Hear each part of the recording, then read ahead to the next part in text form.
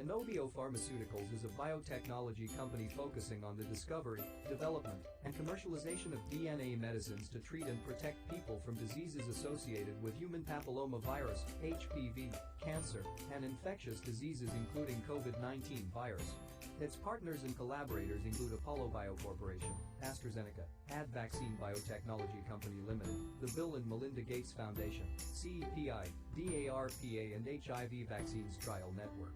The company is headquartered in Plymouth Meeting, Pennsylvania and trades on the NASDAQ under the symbol INO. Hello everyone, this is Jitendra and today we will be looking into Inovio Pharmaceuticals. This is a follow-up video of my earlier two videos on Inovio.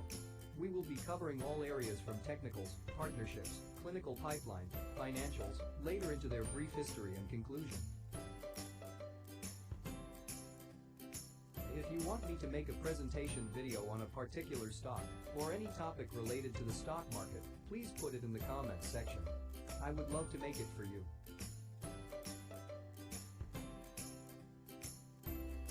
On the weekly chart, initially following were the support and resistance.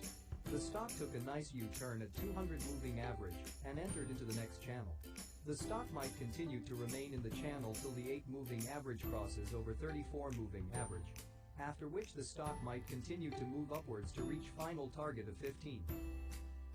Over the past few weeks, the volume has been supporting the stock price, and I hope the same continues, although it is not as it was during beginning of the year. Even after a consistent rise, the stock is still not in the overbought zone.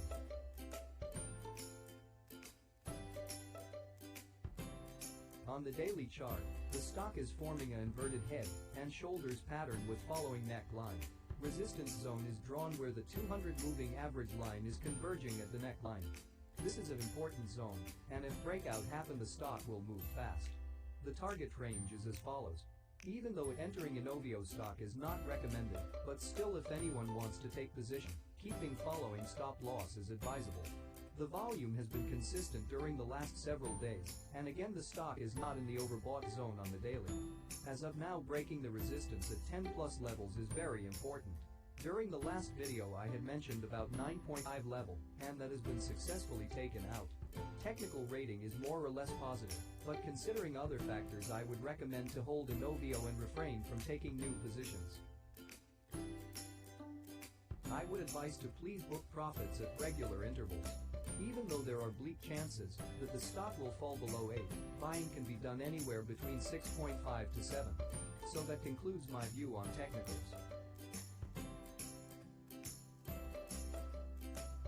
Let's look into financials. Inovio Pharmaceuticals has a market capitalization of $1.98 billion and generates $7.41 million in revenue each year. Inovio Pharmaceuticals had liabilities of $41 million, falling due within a year, and liabilities of $31 million due beyond that. Inovio had cash of $518 million as well as receivables valued at $10 million due within 12 months. So it actually has $455 million more liquid assets than total liabilities. This excess liquidity suggests that Inovio Pharmaceuticals is taking a careful approach to debt. The company does have over $500 million in cash to cushion any losses. But again we need to see whether Inovio makes a good use of its current resources, as INO 4800's itself total cost of the late-stage trial is expected to be about $100 million. Making matters worse, recently officials from the Department of Defense stopped funding the Phase 3 study. The fair value is 12.5, nearly 27% above the current price. Earnings per share and revenue both are expected to grow in coming years on an average of 18% and nearly 300% respectively. Inovio was analyzed by more than 5 analysts giving a buy consensus, a moderate buy rating with average analyst target of 13.83. Institutional ownership for Inovio is 36% with BlackRock and Vanguard Group holding close 17.5 million and 11.5 million shares respectively.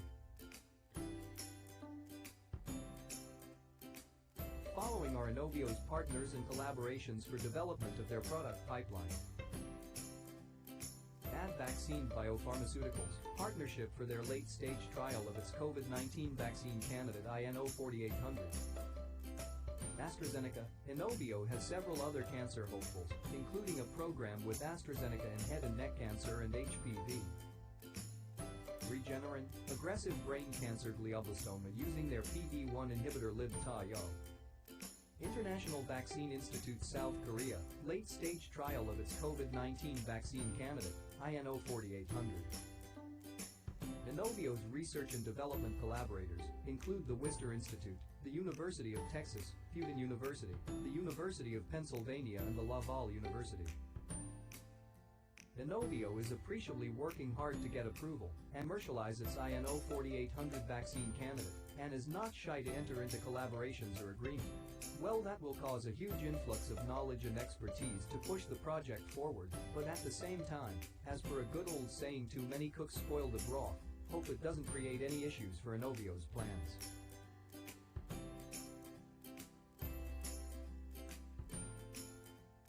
Inovio has fallen behind its rivals in the race to develop a COVID-19 vaccine after the U.S. health regulator last year put the phase 2 portion of its mid to late stage trial on hold for more information on the device used to deliver the vaccine into skin cells.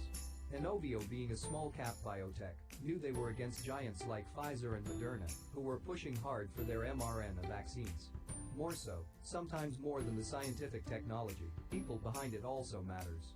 Inovio concept needed both the vaccine and the device to be approved in one go, which was anyways a difficult task, and the top management didn't seem to pull up their sleeves on time. As a result, the entire program got delayed, greatly affecting the stock price and investors' confidence.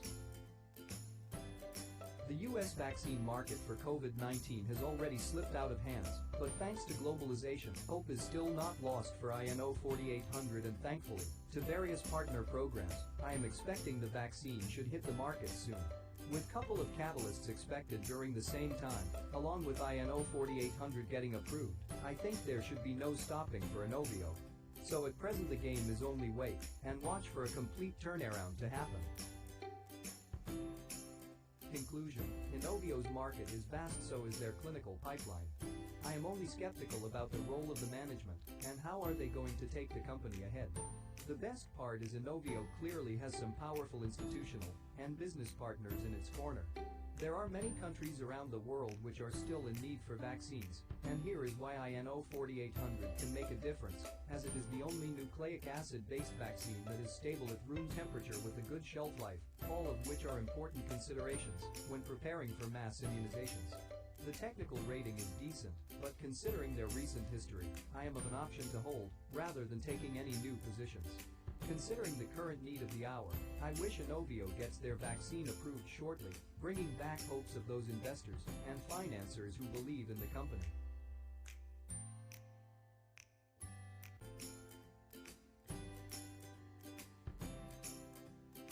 I hope you liked this video. Please share your thoughts and comments. See you soon. Take care.